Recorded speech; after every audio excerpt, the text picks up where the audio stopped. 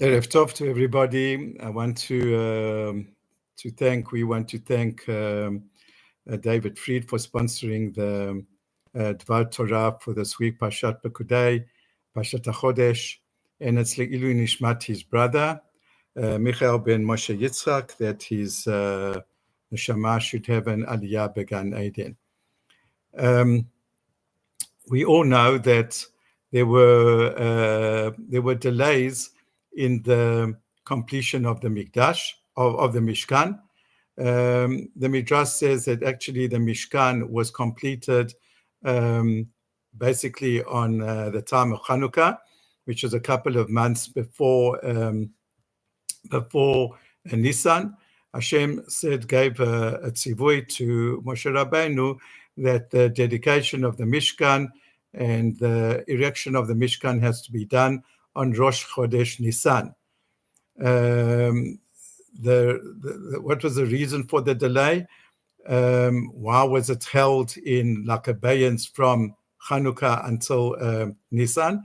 So the Midrash says that Hashem wanted that the establishment of the Mishkan should coincide with the birthday of Yitzchak Avinu, because Yitzchak Avinu, he in his being, in his essence, he represented more than anyone the characteristic of service, and the Mishkan is all about service. We have various three pillars in Judaism.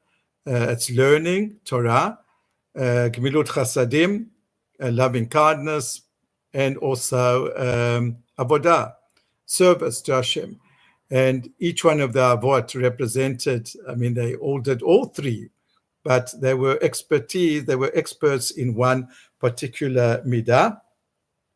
Abraham was Chesed, Yaakov is associated with Torah, and according to most people, and Yitzchak represents service. So the Mishkan, which is about davening, about sacrifices, is exactly what is an expression of what Yitzchak personifies. What I wanted to add on, that in years gone by, we also explained that there's another reason why there was a delay, and that was because of it was a form of tshuva. Remember, at the time of Chet HaEgel, the Jewish people were so were in such a haste. In order to they got up in the morning, they made the golden calf. They were in such a frenzy and in such a state of zeal to do something. So, in order to make an equilibrium between that and the Mishkan, so they had to learn how that when there's a delay, to have patience, and even though it was completed in Hanukkah, they had to wait until finally erected on Nisan. So that came as a tikkun, because Moshe Rabbeinu was supposed to come at a certain time. They made a miscalculation. Instead of having patience now and saying that, you know what, Moshe Rabbeinu will come in a couple of hours, they didn't have that patience. So this is the tikkun, this delay is a tikkun for the Chet HaEgel. So what I wanted to this year to add on there was another explanation for, there was a delay of a couple of hours now. Came Rosh Chodesh Nisan, and everyone's waiting for Moshe Rabbeinu to enter into the Mishkan. And the Parsha tells us that he couldn't. Lo and behold, the whole point of the Mishkan is in order to serve Hashem through the Mishkan, to go into the Mishkan. And the Torah tells us this absolute anomaly, that it says, and Moshe couldn't come into the Mishkan, number one, because the cloud completely covered the entrance to the Mishkan, totally enveloped the Mishkan. And not only that, even if he managed to pierce the cloud and to come to the entrance of the Mishkan, again he couldn't come into the Mishkan because there was a cloud which filled the inside of the Mishkan. So imagine it. The Mishkan had a cloud that covered it from the outside, and had a cloud that filled up the entire Mishkan from the inside, right? And these clouds were the clouds of the Shekhinah. So that means that the completion and of the Mishkan was in Nisan, but it was delayed an hour or so. We don't know exactly how much time, and Moshe Rabbeinu couldn't come in, and only afterwards could Moshe Rabbeinu come in. And when did he come in? It came in that in Vayikra, which it starts is the first Parsha that comes after Pekudei. It says Vayikra el Moshe, that Hashem called out to Moshe. He said, come, I want you to come into the Mishkan. And once Hashem gave permission for Moshe to come into the Mishkan, that's when he came in. So what does this all teach us?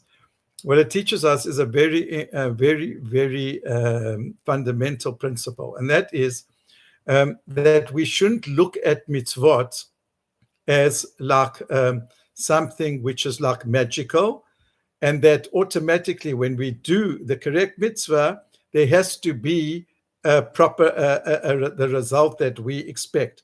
In other words, the mitzvot are not like switching on a switch of electricity.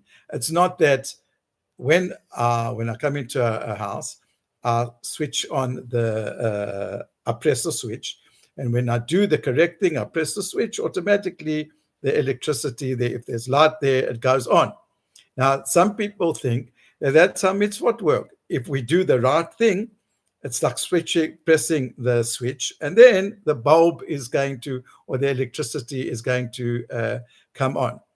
Like some people think, if let's say, without getting too much of sensitive topics, but in other words, I think if I daven for such and such person that he should recover, then it has to work. If I do this and this tehillim, there has to be this and this result. If I do this mitzvah, it has to be, I keep Shabbat, it has to be that I can't make a loss chalila in my business. So that's how people think, that the mitzvah, because it is a mitzvah from Hashem, it's like putting on the switch. And Hashem, by this inyan of the mishkan, that the Jewish people made the mishkan, everything was exactly like Hashem commanded them.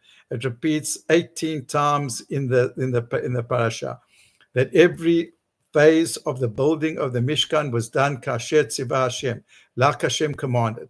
Now, the people thought, well, if it was kasher tzivah Hashem, automatically, that's it. The Mishkan's ready, Moshe can go in. Hashem says, no. You must remember that a mitzvah, what does the word mitzvah means? Mitzvah means, is the shortened form of, it's a commandment. Every commandment means that there's a commander. So mitzvah is a short for a commandment that Hashem commanded. We must always remember that the commandment is not something that, like as I said in the parable, is that you press the switch and automatically the result of the switch is electricity. The result of the commandment is that there is prosperity or this, that, or the other. But we must always remember that the commandment is an expression of Hashem's will. And therefore, we must always remember that that's our relationship to mitzvot. We do mitzvot, but we want to foster and we want to cultivate and we want to come closer to Hashem. And sometimes Hashem says, you know what, I don't exactly want at this very moment, for reasons that are beyond our understanding. We don't want it, I don't want exactly that there'll be a certain closeness, or I don't want that immediately when you do the mitzvah, this and this result will happen. And so to teach us this idea, the final touches to the Mishkan, in other words, that Moshe could go into the Mishkan and had to wait a couple of minutes or an hour till Hashem said to him, you've done everything correct. You've done everything as you should have. You and the Jewish people have done everything as you should have, but you have to wait now. You have to wait till I give you permission and I call upon you to enter the Mishkan. And once now Hashem called onto Moshe, then the clouds were lifted up. people could still see that there was a Shekhinah, but now he was able to go into the Mishkan. That's the great lesson about mitzvot. That mitzvot have got two sides. They accomplish certain things, and they also cultivate and foster and develop a relationship between the person who's doing the mitzvah and Hashem. So Shabbat Shalom to everybody and Chodesh Tov to everyone. Chodesh Sameach.